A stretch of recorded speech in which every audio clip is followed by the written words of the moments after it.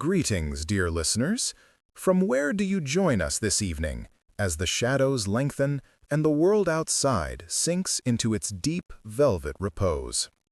We turn our minds now not merely to the concept of rest, but to the very history of slumber, seeking to understand how the men and women of the ancient twilight world of medieval Europe laid down their weary heads and surrendered to the mysterious realm of dreams. The Dark Ages were truly dark, not just in their societal challenges, but in the physical reality of the night, where artificial light was a costly luxury, meaning that life itself was utterly dictated by the strict, unyielding rise and fall of the celestial sun. When the day's work ceased, whether toiling in the cold, damp fields or meticulously copying scrolls in the scriptorium, the medieval world embraced an early darkness, for to burn precious oil or tallow candles for hours was an extravagance few could afford to sustain. Thus, the rhythms of the house and the village slowed dramatically almost immediately after the evening meal, often concluding well before the 7th hour had sounded from the local church bell tower, pulling all living things into an enveloping quietude. Sleep was not seen as a singular, unbroken event, a straight line from dusk until dawn, but rather a flexible, segmented ritual that acknowledged the body's need for both deep rest and silent contemplation. This first phase of rest was known by the gentle, simple name of the first sleep, and it began immediately upon the ceasing of labor, often while the embers of the hearth still cast their last flickering golden glow upon the mud-packed floors. Within the humble peasant's cottage, the act of sleeping was fundamentally communal, dictated by the necessity of shared warmth and the confined space of a single room where animals often huddled beside their masters for mutual benefit against the biting cold of the deep winter months. The bed itself was often merely a low, raised platform or a simple pallet of thick cloth sacks stuffed tightly with straw, dried leaves, or sometimes coarse chaff, requiring regular replacement lest they grow damp, moldy, or become infested with unseen crawling pests. Family members, apprentices, and even traveling guests might all share the generous width of a large wooden bed frame, or they might simply lay their bodies down upon the floor nearest to the banked fire, drawing comfort from the proximity of other breathing souls in the overwhelming dark. Privacy, that modern invention, was virtually unknown in these small, crowded dwellings, where the only separation between daily life and the descent into slumber was the closing of one's own eyes against the persistent, murmuring background noise. For the lord or the high-ranking cleric, the sleeping chamber offered slightly more luxury, yet even within the towering stone walls of a well-fortified castle, the air remained notoriously cold and damp, demanding heavy layers of fabric and fur for protection against the persistent chill.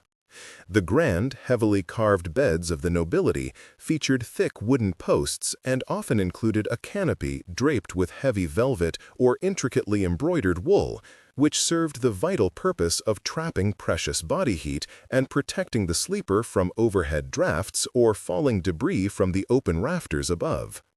However, despite the visible trappings of wealth, such as feather or down mattresses replacing the rough straw, the sleeping arrangements were still surprisingly public. Servants often slept on the floor beside the noble's bed, ready to attend to any need or alarm throughout the unpredictable hours of the long night. The central, defining characteristic of the medieval European night, transcending all boundaries of class, was the deliberate interruption of sleep, a period known as the watch or the waking hour, which typically occurred around the deepest, quietest part of midnight, several hours after the initial rest. Following the conclusion of the first sleep, which was often the deepest and most dream-filled, the sleeper would naturally rouse from exhaustion, finding themselves fully alert and ready to occupy the dark hours with quiet, meditative tasks before returning to the warmth for the final phase of rest. This waking period was utterly sacred and free from the demands of daylight labor, a still point in the turning world that was considered the ideal time for deep spiritual reflection, quiet prayer, or tending to essential domestic duties that required absolute concentration. During this profound hour between the two sleeps, a time often documented by chroniclers and referenced in ancient literature, many households would stir briefly back to gentle life, though the volume remained low and the movements slow and purposeful, respecting the sanctity of the darkness. Wives might quietly mend clothes by the faint, rosy light of the banked fire, or they might prepare ingredients for the morning's bread, while husbands might check on the livestock or the security of the outside door, perhaps even visiting neighbors who were also awake during their own watch. It was considered the prime time for marital intimacy, free from the exhaustion of the day and the demands of the immediate morning, and it was also a favored hour for intellectual pursuits, with scholars reading or writing by a low, rationed lantern, utilizing the silence for maximum focus. The very air during this midnight watch was thought to be thin and spiritually charged, making it a critical time for religious contemplation, a belief cemented by the strict nocturnal schedule practiced within the monasteries that peppered the European landscape. Monks and nuns across the continent diligently observed the canonical hour of matins, often rising from their hard pallets in the deep chill of the night to chant prayers and perform vigils in the dimly lit chapels, marking the passage of time according to the ancient, immutable rule of Saint Benedict.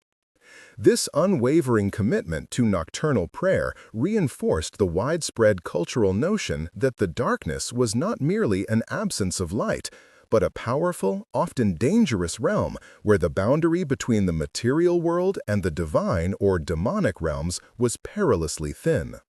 Following the hour of quiet activity and introspection, the medieval sleeper would settle back down for the second sleep, which was generally lighter, filled with a pleasant awareness of the approaching dawn, and lasted until the sun finally broke the eastern horizon.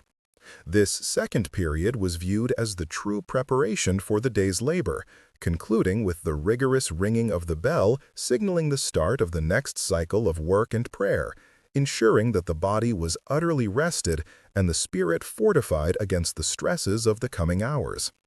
The natural biological segmentation of sleep, so universal in that era, stands in stark contrast to the modern aspiration for a single, uninterrupted 8-hour block, reminding us that our ancestors lived in greater harmony with the ancient, fluctuating cycles of both the human body and the natural world. The fear of the night was a pervasive and legitimate concern that dictated many of the rituals surrounding bedtime, as the medieval mind populated the darkness with lurking figures, mischievous sprites, and the ever-present threat of demonic temptation or physical robbery. Before lying down upon the bedding, families would often recite specific, long-established prayers of protection, asking for the archangels to stand guard at the head of the bed, believing that the vulnerable state of sleep required divine intercession to ward off night terrors and harmful visions. The sound of the wind rattling the wooden shutters or the howl of a distant wolf became terrifying, magnified symbols of the chaotic forces that lay outside the precarious safety of the hearth and the protective circle of the praying family. Even the materials used for comfort carried social and spiritual significance. The common man relied on the rough warmth of locally sourced sheep's wool, which was scratchy but effectively insulated against the stone cold, while the wealthy might import softer linens and silks, a tangible marker of their distance from the earth. The very act of preparing the sleeping chamber, whether it involved fluffing the straw or smoothing the fine sheets, was a moment of transition, separating the harsh reality of the waking world from the temporary respite offered by the hours spent horizontal. The bed was more than just a place of rest. It was a stage for birth, illness, and the final moments of life, often witnessing the entirety of a person's most intimate existence within its familiar bounds, thus making the space profoundly sacred. As the first tentative light of dawn began to paint the eastern sky in soft hues of gray and pale rose, the period of the second sleep ended abruptly, hastened by the sounds of the farm animals stirring or the clatter of the household preparing the morning fire for the day's work. The transition from the segmented rest to the day's relentless labor was swift, demanding immediate physical activity, a sharp contrast to the slow, languid waking of later eras that could afford to ignore the rising sun. The medieval European night, therefore, was not a mere emptiness, but a carefully managed period of dual rest and focused activity, a rhythm now largely lost to the relentless, illuminating demands of the electrified modern age. Yet, before that second, deeper sleep claimed them once more, there lay a sacred interval of wakefulness, an hour or two when the hearth glowed low and the world outside was silenced entirely by the velvet cloak of night. This middle watch, often referred to as the waking hour or used for the observance of matins by those pious souls near the monastery bell, was not a time of anxious waiting, but of purposeful, quiet contemplation, a space where the soul felt most attuned to whispers from the celestial spheres. In this profound stillness, when the distractions of the day were entirely suspended, many found clarity for decisions, or sought solace through prayer and reflection upon the events that had unfolded since sundown, turning their minds inward towards their eternal state. This period was crucial for the spiritual life, viewed as the most favorable time for divine visitation or the gentle mending of one's relationship with the Almighty, away from the clamor of earthly concerns. For the peasant woman, this waking hour might be devoted to quiet domestic necessity, perhaps gently stoking the banked fire so that it would not die completely before morning, or undertaking the delicate mending of garments that required the concentrated focus the daytime hubbub often disallowed. She might knead dough intended for the morning's baking with slow, rhythmic movements, relying more on touch than sight in the dim, smoky air, thus maximizing the productive hours afforded by the limited light. This brief return to activity was entirely organic and unstructured by the clock, dictated only by the body's natural cycle and the necessary preparation for the punishing demands of the approaching daybreak, ensuring maximum efficiency within the boundaries of natural light and shadow. The very silence of the house made this work meditative, a private transaction between the individual and the immediate needs of the family unit, distinct from the communal labor that defined the daylight hours. Among the nobility and those who were lettered, this nocturnal pause offered a rare opportunity for true intellectual engagement, utilizing the small, protected light of an oil lamp or tallow candle in the privacy afforded by the heavy bed hangings. A knight might review tactical maneuvers or dictated correspondence that required absolute discretion, while a noblewoman might study the illuminated text of a devotional book or manage the household accounts without the constant interruptions of servants and petitioners.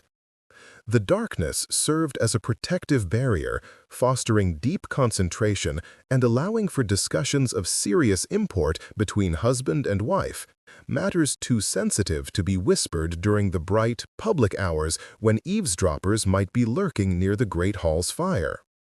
It was a time when the mind, refreshed by the initial rest, was sharpest, capable of handling complex thoughts without the intrusion of external sensory noise, elevating the second half of the night to a privileged intellectual interval.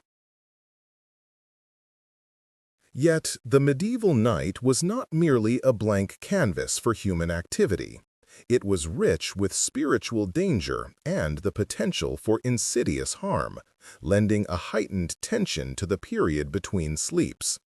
The veil between the seen and unseen world was believed to be thin in the dead of night, allowing entry to malevolent sprites, wandering ghosts, and the insidious temptations sent forth by demonic forces seeking to corrupt the unguarded soul. Charms and fervent prayers were whispered into the darkness before the final descent into the second sleep, securing the perimeters of the chamber with faith, often involving the signing of the cross over the mattress or the hanging of blessed relics near the headboard to ward off nocturnal visitors. Fear was a palpable presence in the medieval bedroom, for darkness represented not just the absence of light, but the absence of God's immediate, visible oversight, leaving the sleeper vulnerable to attacks upon both body and spirit. Dreams, therefore, were rarely dismissed as meaningless flickerings of the mind. They were considered serious communications, either prophetic warnings delivered by the Almighty or insidious deceptions spun by the devil seeking to sow doubt or despair.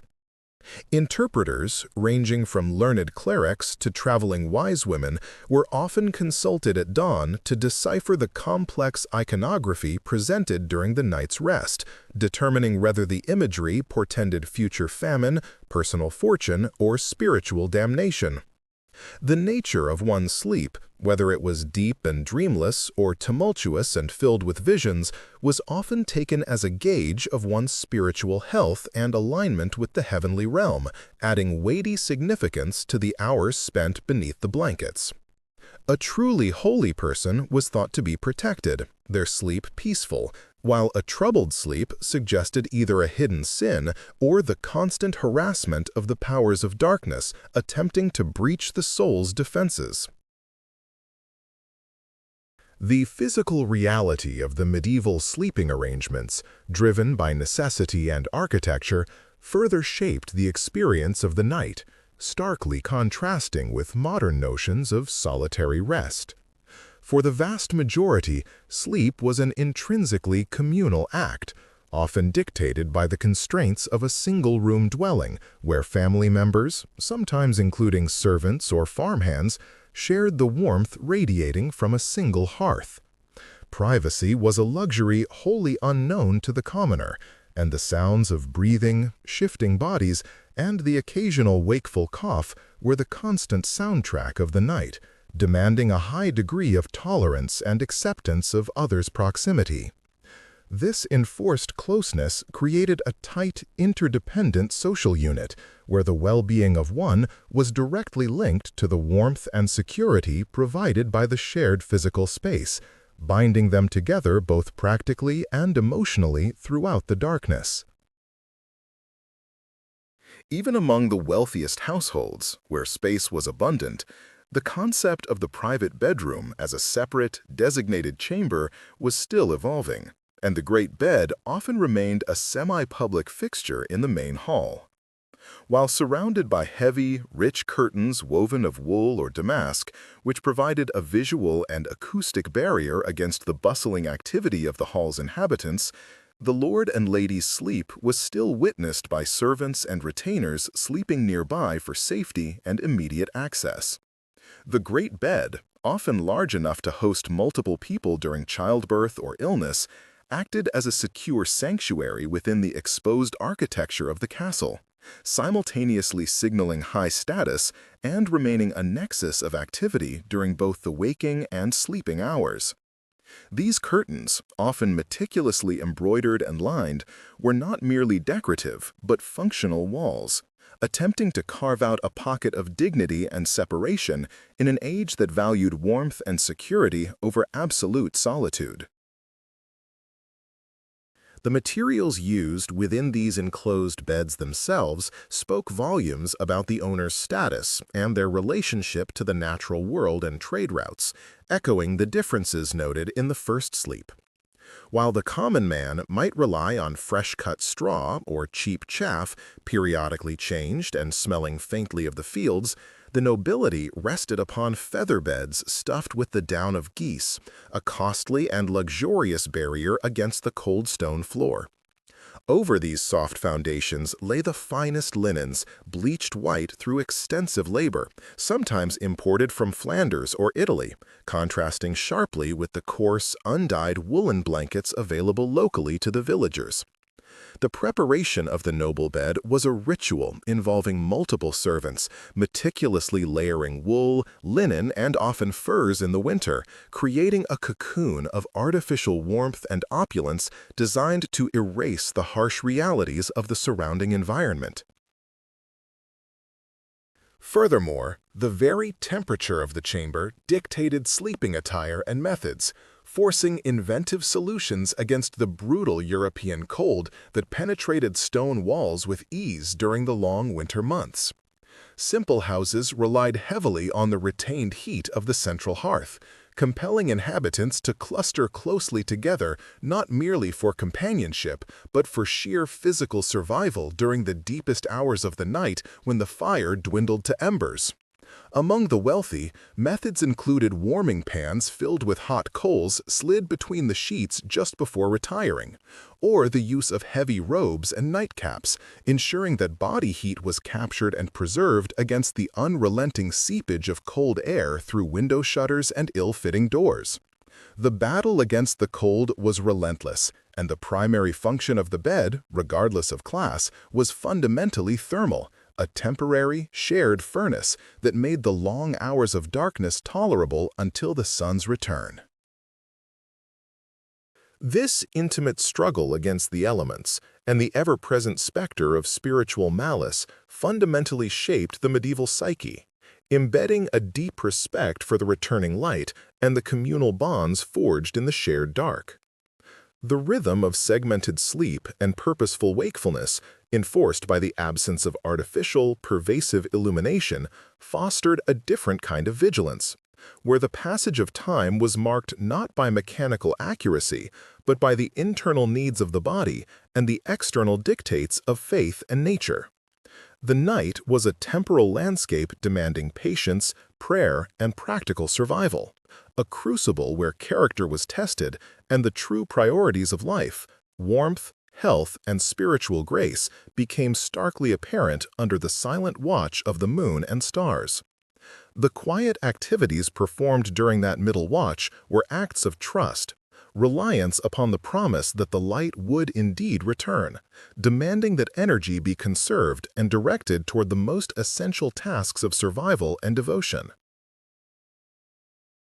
The contrast between the silence of the night and the immediate, clamorous requirements of the daybreak was dramatic, demanding an instant shift in focus and energy that left no room for hesitation or lingering drowsiness.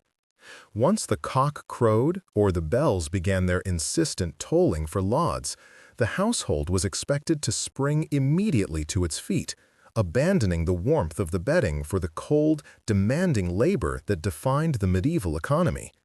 There was no gentle period of transition. The necessity of fueling the body and preparing for the fields or the workshop demanded prompt, unhesitating movement, often before the sun had fully risen above the horizon to offer its full light.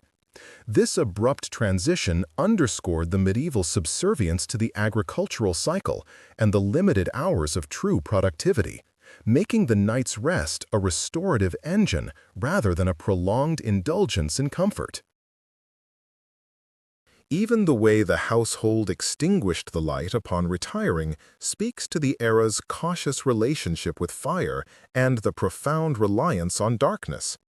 The hearth fire was carefully banked, covered with ash and dampened materials to ensure it would hold a spark until morning, a critical process known as curfew, derived from the French couvre-feu, meaning to cover the fire. This simple, nightly ritual symbolized the deep vulnerability of the wooden houses and thatched roofs to accidental blaze, and the reliance upon that single, enduring ember to reignite the life-giving warmth and light of the next day. The banking of the fire was the final act before deep rest, a quiet acknowledgement of dependence on shared resources and the hope that the small flicker of life would survive the long, cold hours of human vulnerability.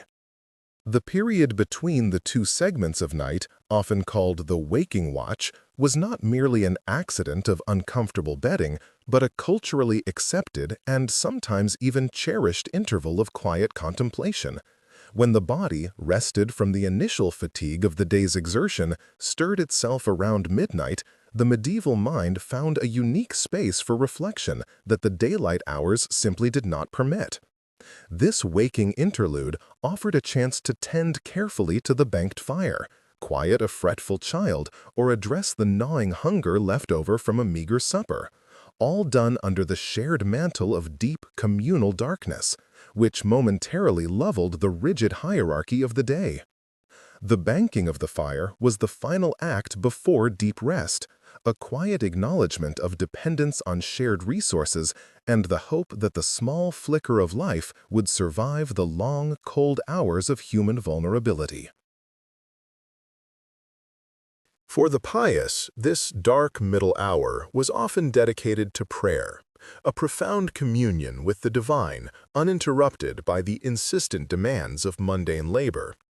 The solitary darkness encouraged a reckoning with one's soul, facing the fears and hopes that the bustling daylight kept rigorously suppressed. Monks and devout laypeople utilized this stillness to recite the nocturnal offices of matins, often performing their most intense spiritual work as the rest of the world slept, believing that offerings made in the depths of night held a special, undefiled sanctity. It was in this sacred nocturnal silence that scholars might pore over precious illuminated manuscripts by the dim light of a carefully shielded rush dip, wrestling with theological problems that required the utmost undisturbed focus. Yet, for the average peasant dwelling, the waking watch was as often marked by practical necessity as by spiritual endeavor. The pervasive chill that seeped mercilessly through the thin walls of wattle and daub demanded immediate attention to the banked coals, lest the sole source of heat vanish entirely before the arrival of the sun. Any domestic animals kept within the house for mutual warmth, a common medieval practice involving goats, pigs, or necessary poultry, might need calming or tending, their restless stirring a frequent and natural interruption to the fragile quiet of the home. Moreover, the constant low-level fear of intruders, whether human thieves or destructive nocturnal creatures like rats and weasels, made it prudent for the master of the house to rise and ensure that all simple doors, locks, and bars remained firmly fixed against the threats residing in the menacing shadows. The very configuration of the medieval sleeping space dictated this shared, intermittent pattern, as entire families, and often several unrelated servants or journeymen, slept together upon a communal straw pallet or a large shared mattress stuffed with chaff or wool remnants. Privacy, as we now understand it, was an entirely unknown luxury, and the intimate rhythms of breathing, turning, and occasional snoring became a collective shared soundscape. This meant that one person's unavoidable need to rise inevitably disturbed several others nearby, requiring a societal tolerance for movement and sound during the night that modern sensibilities would find utterly disruptive and impossible for true rest. Medieval physicians, guided rigidly by the ancient Galenic theories, viewed sleep not merely as simple rest, but as a critical digestive process necessary for properly balancing the body's four core humors: blood, phlegm, yellow bile, and black bile. They strongly believed that deep, continuous sleep immediately following a heavy evening meal could stifle the natural internal heat required to cook the food and properly convert it into nourishing fluids. This failure, they warned, encouraged the putrefaction of the body's vital substances, thus making the segmented night seem inherently healthier and more advisable, allowing the body a chance to address its needs and redistribute the humors before sinking again into deeper, restorative slumber. Beyond the physical discomforts of cold, hunger, and pestilence lay the powerful psychological apprehension of the deep night, when the protective veil between the known, safe world and the terrifying spirit realm was believed to thin considerably, allowing ingress to malevolent forces. The deepest shadows were populated not merely by natural darkness, but by lurking demons, restless, unquiet ghosts, and mischievous, often dangerous fairies eager to lead the unwary traveler astray. Every unexplained creak in the roof timbers, Every sudden gust of wind passing violently through the thatch was interpreted not as a simple natural phenomenon, but as the potential approach of a supernatural entity seeking to steal breath, corrupt the soul, or simply cause profound misfortune.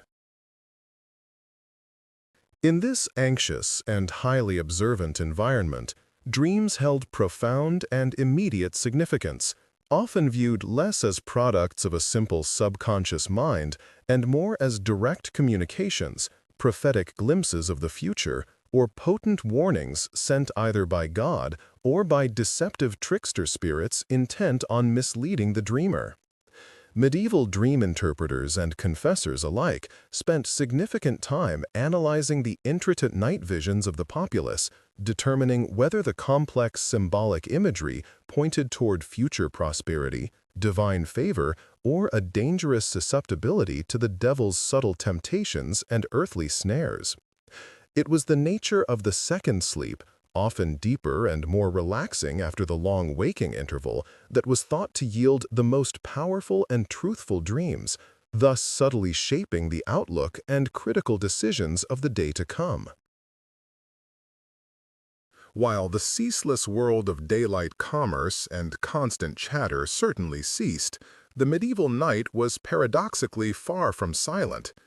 The pervasive, dense quiet of the countryside was constantly punctuated by the echoing, ritualized calls of night watchmen patrolling the narrow, unlit lanes, announcing the passing hour and confirming that the heavily fortified city gates remained securely bolted against any potential midnight intrusion. Furthermore, the distant, eerie cries of nocturnal wild animals from the surrounding forests, the steady, rhythmic drip of water from poor roof maintenance, and the perpetual scuttling of rodents seeking warmth and discarded scraps formed a persistent, natural symphony of darkness that permeated the homes.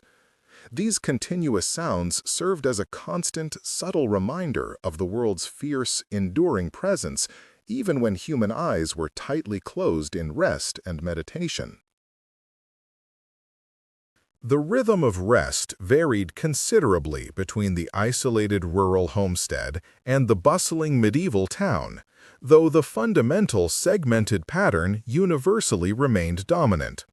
In the deep country, the sleeping cycle was strictly dictated by the immediate needs of the farm beasts and the precise seasonal timing required to catch the dew for favorable planting or harvesting of vital crops. In contrast, the urban night, particularly in major trading centers near rivers or busy ports, was frequently disturbed by the heavy movement of night carts hauling necessary waste or the secretive, often clandestine commerce that sought to entirely avoid the heavy tariffs and intense scrutiny of the daylight magistrates and tax collectors. While the wealthy city merchant might secure greater physical comfort and finer linen sheets and blankets, he often paid for his monetary success with a noticeably noisier and more frequently disturbed cycle of rest than his distant, more isolated country counterpart, who benefited from the deep, enveloping quiet of the fields. Nonetheless, even these noble or wealthy urban dwellers adhered to the essential division of the night, bound by cultural habit and the perceived spiritual value of the middle watch. Their wealth provided a buffer against cold and pests, but not against the ancient, rooted pattern of human wakefulness. For the vast majority of the population, the mattress remained a simple, large linen tick filled with freshly cut straw, dried chaff, or aromatic fern fronds, requiring constant, burdensome replenishment as the contents flattened, grew dusty, and inevitably became riddled with small, persistent biting creatures drawn to the lingering warmth and decaying organic matter within. This necessity of meticulously changing the bedding, often coinciding with major seasonal shifts or important religious feast days, was a major, demanding household chore, and the genuine comfort offered by the straw was entirely fleeting. This constant, low-level physical discomfort ensured that truly deep, prolonged, undisturbed slumber was a rare, precious gift reserved only for the utterly exhausted or the very ill. Even within the lofty, heavily fortified walls of a castle or grand manor house, where thick woolen blankets replaced the rough sacking and feather pillows might soften the nightly blow, the underlying pattern of divided sleep persisted without deviation. The noble household was bound by the same insistence of the monastic bell for the communal nocturnal offices, and the vital need for vigilance against physical attack was only magnified by the great wealth and treasures held securely within the stone walls. While the lord or lady enjoyed the coveted seclusion of a curtained four-poster bed, designed specifically to ward off the harsh drafts that swept through the vast stone halls, they too frequently rose during the middle watch to discuss matters of strategic defense, conduct private religious devotions, or address the critical, pressing concerns of estate management that could not wait for dawn. After the waking interval passed, and the small, necessary duties or prayers were concluded, the household would settle back down into the collective straw for the second sleep, a period which was frequently described in historical accounts as the sweetest and most profound, a time of true and essential physical repair lasting until the first, gray light of dawn began to paint the eastern windows. This final, deeply coveted rest offered the truest psychological relief from the unrelenting physical strain of medieval life, allowing the body to gather its final, crucial stores of endurance before facing the long and demanding day ahead, a day which demanded ceaseless, heavy toil. The eventual, final call to rise was marked not by a gentle, welcomed transition, but by the rapidly brightening light and the distinct rising sounds of the awakening farmyard or the market square, the unmistakable, intensifying clamor of animals, tradesmen, and the insistent call of the church bell. This collective sound was the final, definitive signal that the brief, blessed truce with human labor had officially ended, and that the day's relentless obligations had begun their renewed, unhesitating clamor, pulling the weary population back into the cycle of production and survival under the morning light.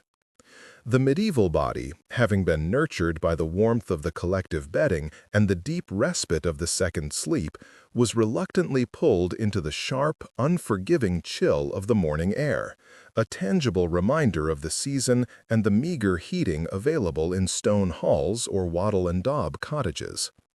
There was little grace in the rising, limbs ached from the heavy labor of the prior day, and eyes strained against the dim light, necessitating the hasty rekindling of the hearth fire, which served as the true, warm heart of the dwelling and the immediate center of domestic activity, the point from which all essential activity radiated. For those in the monasteries, the ascent was marked by the solemn, synchronized march toward the chapter house or the frigid chapel for the matin service, ensuring that the first fruits of the mind were dedicated to God before they were given over to man's earthly concerns, thus sanctifying the difficult transition from rest to exertion.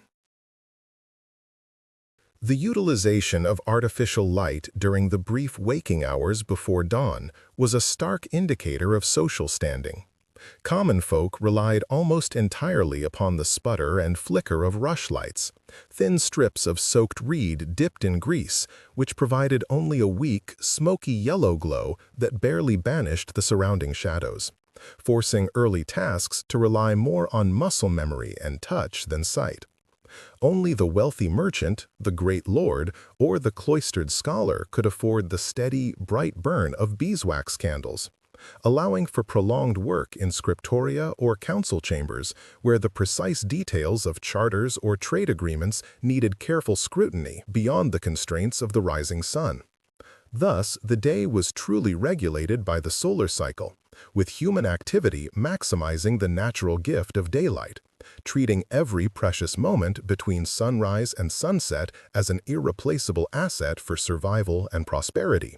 a mindset deeply unlike the modern mastery over manufactured illumination.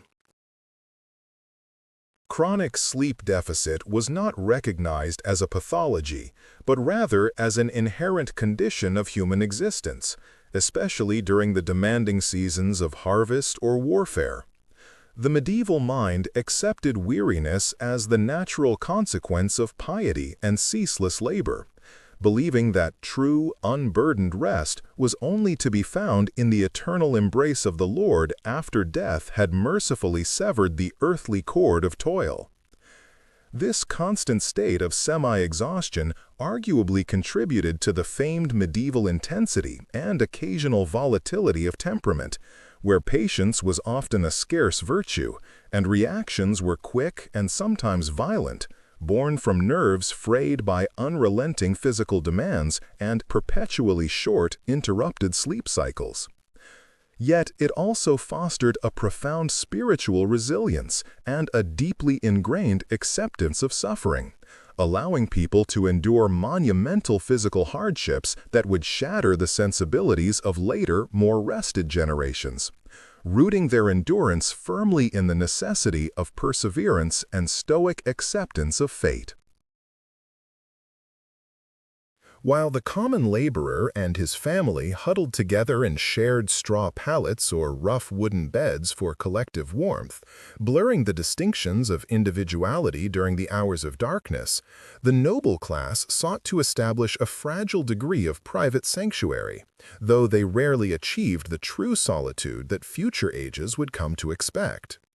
The great four-poster bed, often hung with rich velvet curtains and piled high with feather mattresses, a visible, undeniable symbol of wealth, did not necessarily guarantee a lone occupant, often hosting immediate family members, trusted pages, or even favored retainers who slept upon trundle beds or nearby couches for security and immediate service should the Lord call out in the deep hours.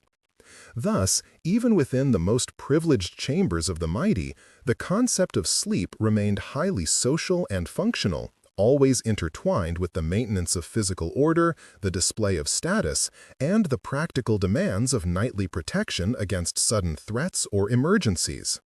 Thus, even within the most privileged chambers of the mighty, the concept of sleep remained highly social and functional, always intertwined with the maintenance of physical order, the display of status, and the practical demands of nightly protection against sudden threats or emergencies.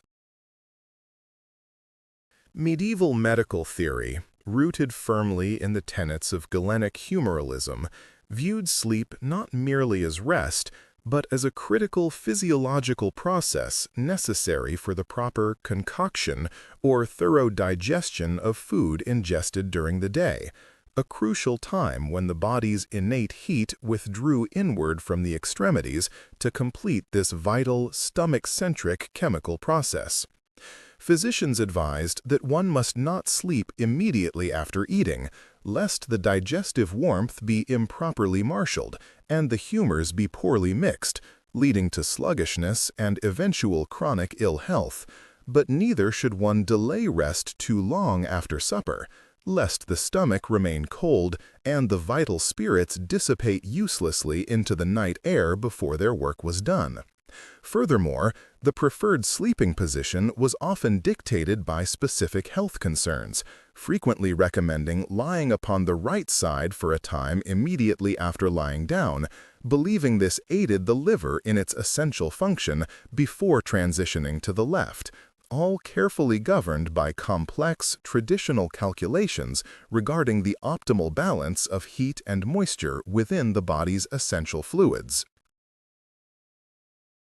The hours of darkness, especially during the mysterious, transitional phase between the first and second sleep, were considered a porous time when the soul was believed to be most vulnerable to unseen external influence, often opening the mind to potent, sometimes terrifying nocturnal visions that felt frighteningly real. Dreams held immense spiritual and social weight, viewed not as random neurological events, but as direct, purposeful communications, either divine warnings delivered by saints, prophetic glimpses of the uncertain future, or insidious, tempting assaults launched by demons seeking to pollute the pious mind with corrupting or blasphemous imagery. The interpretation of these often vivid and demanding nocturnal visitations became a serious theological and social undertaking, frequently requiring the consultation of specialized dream manuals or the careful counsel of priests who were tasked with helping the bewildered dreamer distinguish between the pure heavenly messenger and the cunning, deceptive machinations of the infernal realm. While laypersons practiced segmented sleep out of practical necessity and biological rhythm, responding naturally to the waning of the fires and the demands of bodily functions, the inhabitants of the cloister formalized this pattern into rigid, unbreakable piety, structuring their entire day around the 7 canonical hours that demanded awakening multiple times throughout the course of the night. The strict Benedictine rule, which set the foundational standard for Western monasticism, required the brethren to rise while the world was deepest in slumber, often near midnight, for the solemn and lengthy recitation of vigils and matins, essential services intended to cleanse the soul and honor God in the quietest, most vulnerable hours of creation.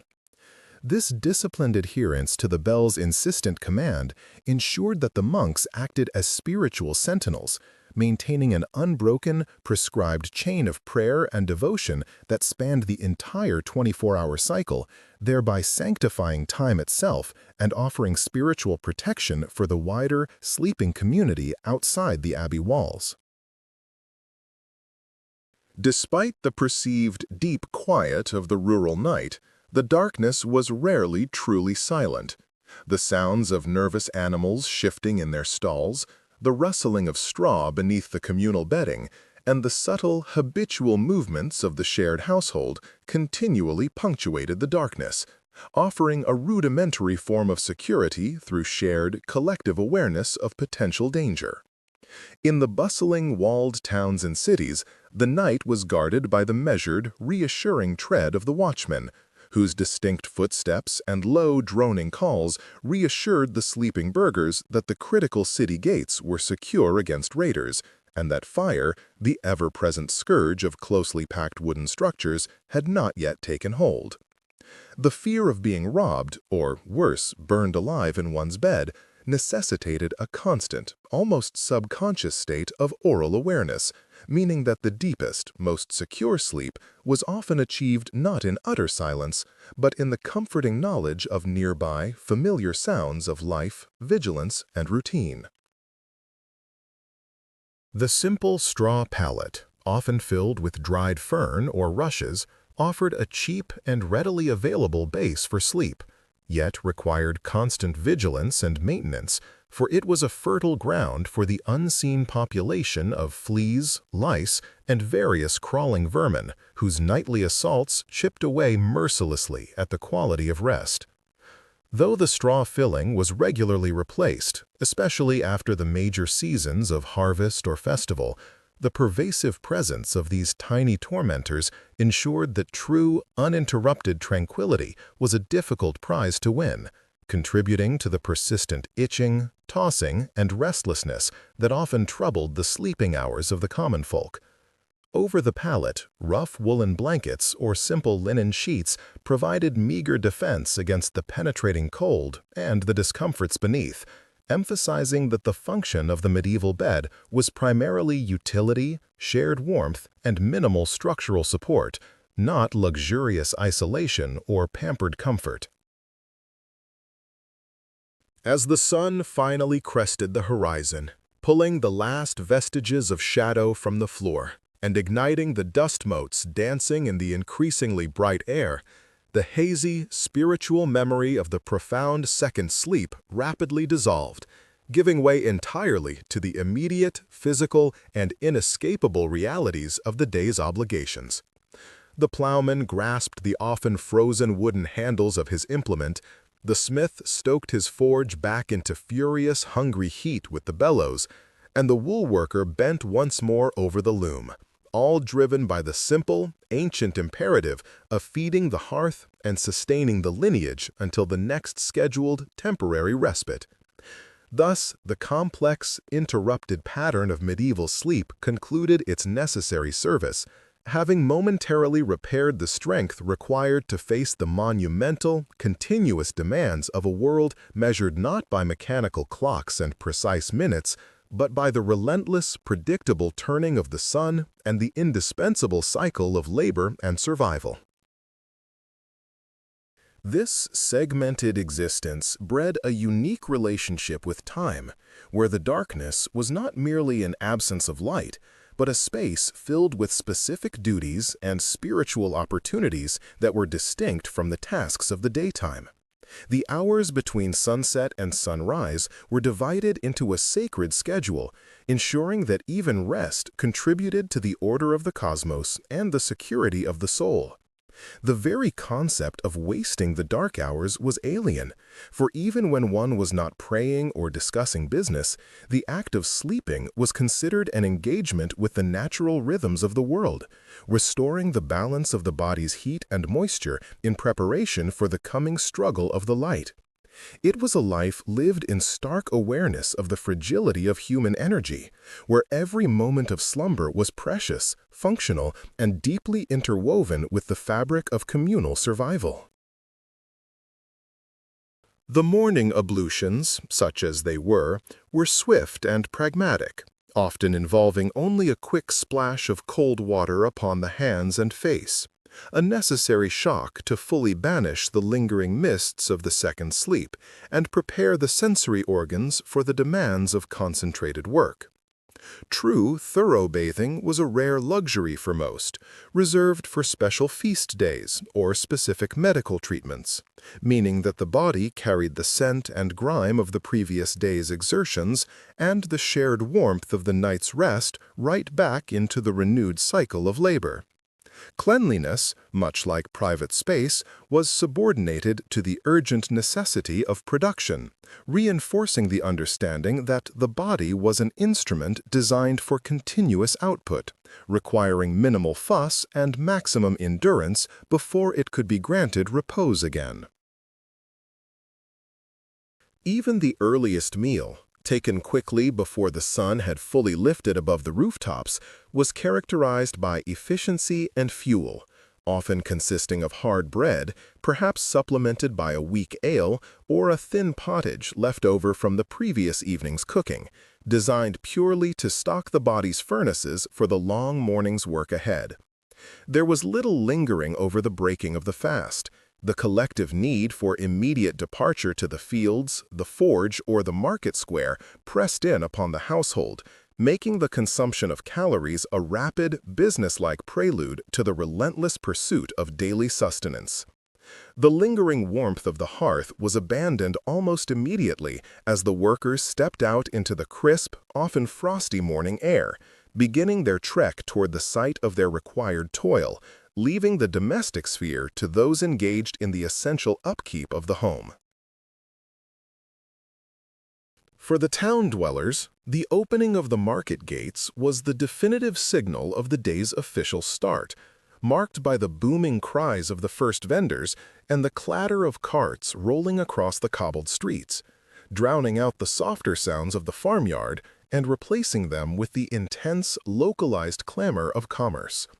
Merchants, having spent their middle watch, perhaps inventorying their goods or writing out complex accounts by lamplight, were now fully engaged in the lively, argumentative dance of trade, where quick wits and stamina were as essential to survival as the quality of the goods themselves. The energy of the marketplace was fueled by these interrupted, functional sleep cycles, contributing to the vibrant, often aggressive pace of medieval urban exchange that defined economic life. Yet, the memory of the profound quiet achieved in the depths of the second sleep, that brief, unified period of rest achieved by both body and mind, often served as a subtle, underlying psychological comfort during the most arduous hours of the day, a silent promise of future restoration.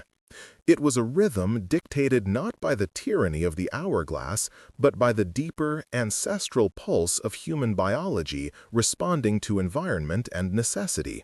a sleeping pattern lost entirely to modern sensibilities that demand 8 hours of unbroken silence and isolation. This antique cadence ensured that even in the midst of the most desperate poverty or the heaviest labor, the night offered two distinct periods of refuge, making the darkness not an uninterrupted void of fear, but a structured terrain of segmented rest and necessary vigilance. The waking watch, occurring usually between the hour of midnight and the third hour before dawn, was far more than a mere interruption of rest. It was often a sanctified window of opportunity, a period granted by the cessation of earthly bustle for the deep communion of the soul. For the devout peasant or the cloistered monk alike, this interval was dedicated to tasks that demanded quiet solitude and unbroken focus, activities often impossible during the bright, distracted hours of the day when labor and commerce reigned supreme. It was during this dark, unburdened time that prayers were most sincerely offered, meditations were most profound, and the whispers of divine inspiration were thought to be most clearly perceived, unmixed with the clamor of the smithy or the demanding cries of the marketplace. The very darkness seemed to amplify the internal landscape, forcing a necessary introspection that the unrelenting light of day naturally resisted. Within the modest homes of the common folk, the waking watch carried a more practical, yet still intimate significance that stabilized the household. Mothers used the time to mend clothing by the careful, fragile glow of a rushlight, ensuring that the threads were strong and the seams held fast against the harshness of the coming day's toil. A quiet, essential act of foresight necessary for the survival of the family unit across the lean months. Husbands might tend to the weak embers in the hearth, banking the fire carefully so that the precious warmth did not utterly vanish during the most frigid hours, or perhaps share a low-voiced counsel with their older children regarding the management of the farm or the expectations of the local lord. These silent moments of shared labor and planning strengthened the familial bond in a way that the exhausting, hurried exchanges of the daylight could never permit, forming the true, unseen backbone of household economy and emotional stability.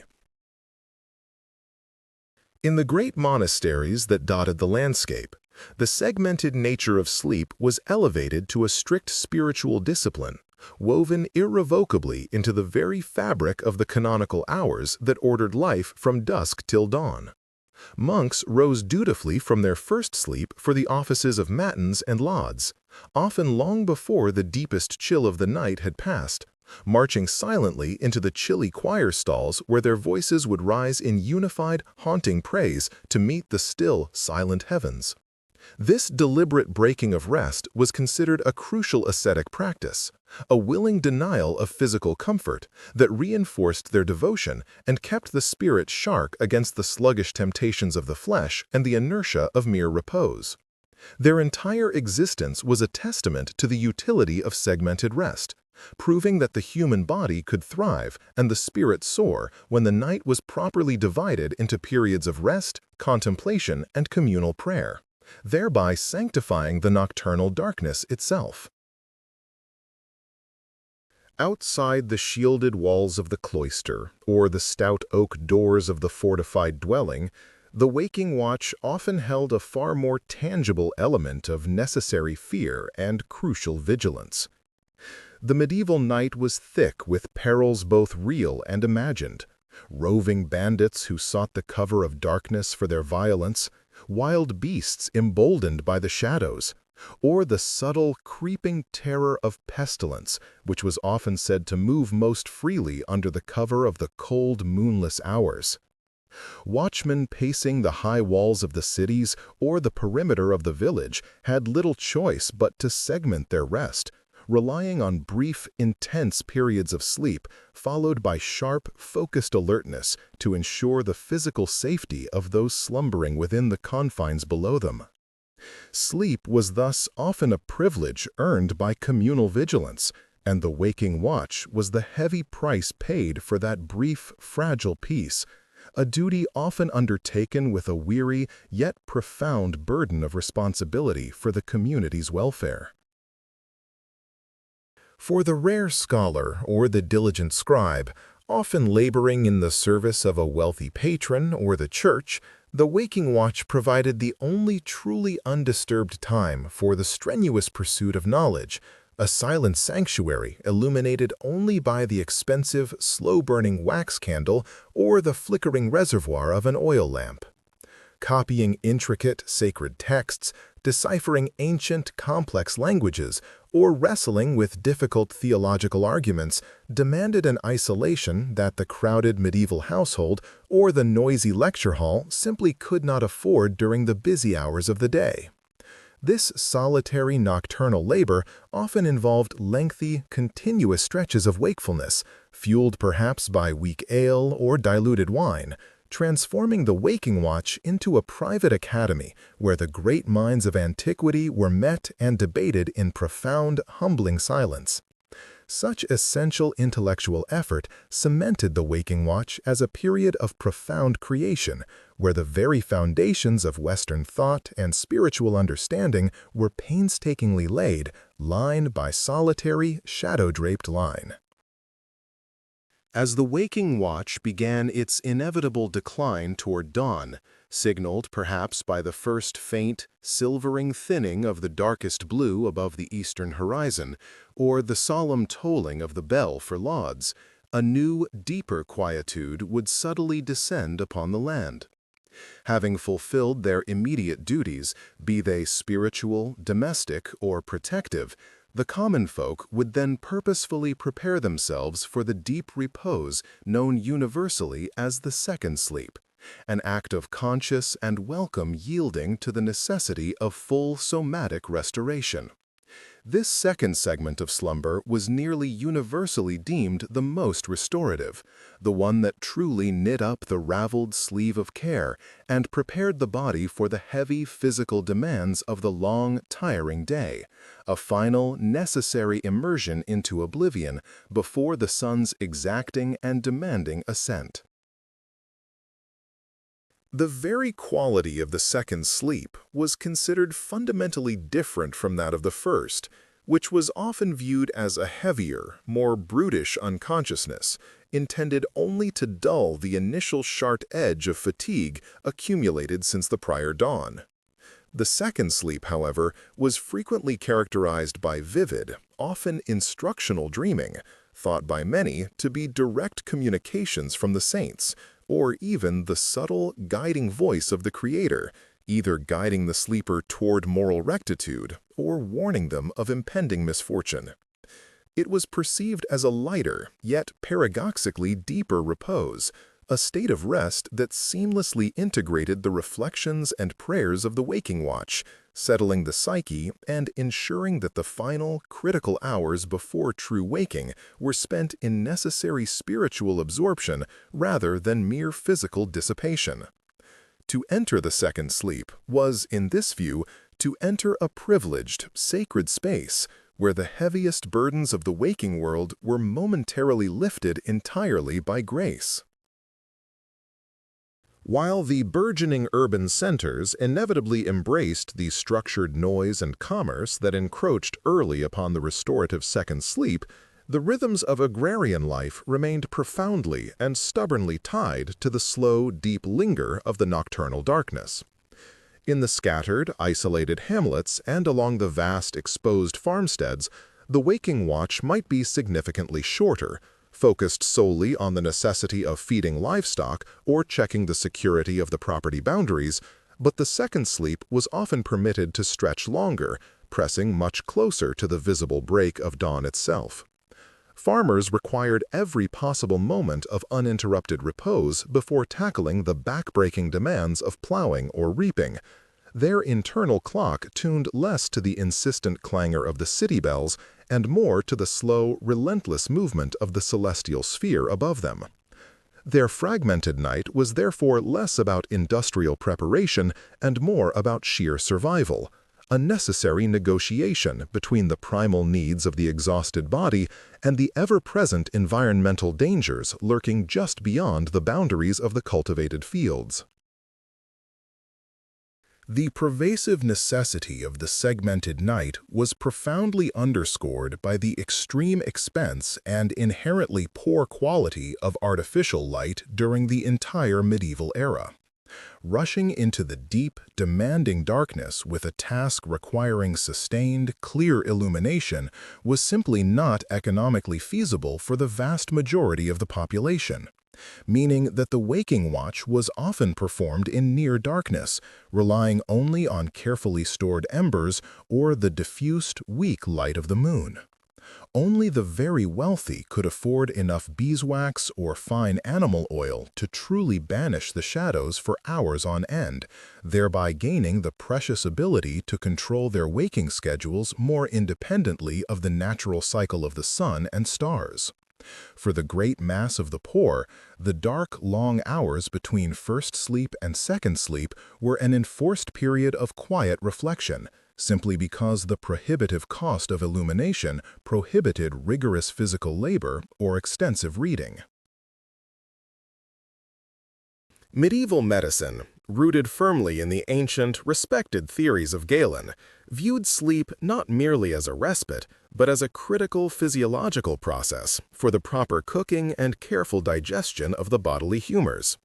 The first sleep was understood to be the vital period when the heaviest, most demanding digestion occurred, settling the heavy food consumed at the evening meal and distributing the necessary moistness throughout the frame of the body.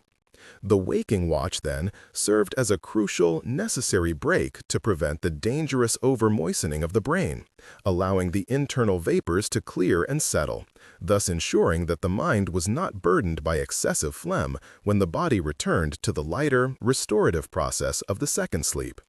This ancient philosophical and medical understanding lent a deep, necessary scientific weight to the segmented night, cementing it not just as a cultural habit born of necessity, but as a physiological requirement for true health and sustained mental clarity according to the accepted wisdom of the age.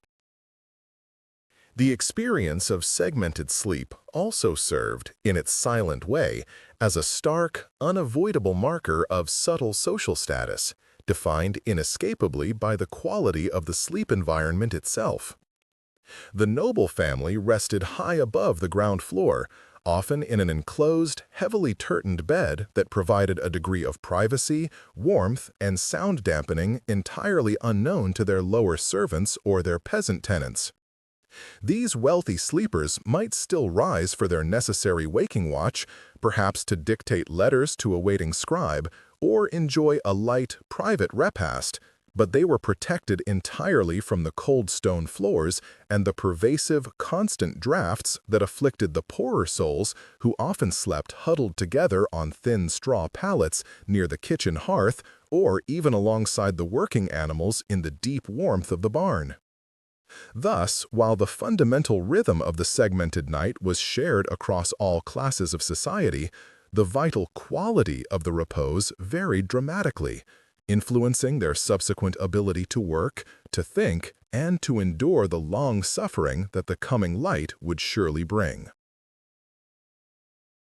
The segmented night, therefore, created a shared collective consciousness across the entire medieval world, where countless souls, separated by status, great distance, and vocation, were all waking and working in unison during the very hours when the modern world insists upon its deepest, most profound quietude. They knew, though they could not speak of it with our clinical precision, that the period between the two sleeps was a time of communal vulnerability, of essential spiritual labor, and of silent, vital preparation for the unrelenting demands that the imminent daybreak would surely bring to their doorsteps. It was this silent, shared rhythm of waking and sleeping, punctuated by prayer, vigilance, and preparation, that subtly bound the diverse populace together, making the vast, frequently frightening darkness of the medieval night a manageable, structured, and profoundly spiritual journey toward the enduring promise of the next dawn. This pattern was not easily shed, even as new forms of illumination began to slowly trickle into the wealthiest centers during the late medieval period. The practice of dividing the night was so deeply ingrained, supported by theological conviction, medical theory, and social practice, that it resisted the subtle, nascent technological changes that might have allowed for a continuous 8-hour immersion into slumber. To the medieval mind, the idea of sleeping straight through the night was not necessarily one of luxury, but rather one of potential spiritual and physical negligence, a failure to heed the natural call of the body and the soul to rise during the quiet hours. The segmented night was therefore a mark of civilized life, a testament to the efficient management of both temporal and spiritual resources, a structured counterpoint to the wild, unstructured terror of eternal darkness that was constantly feared.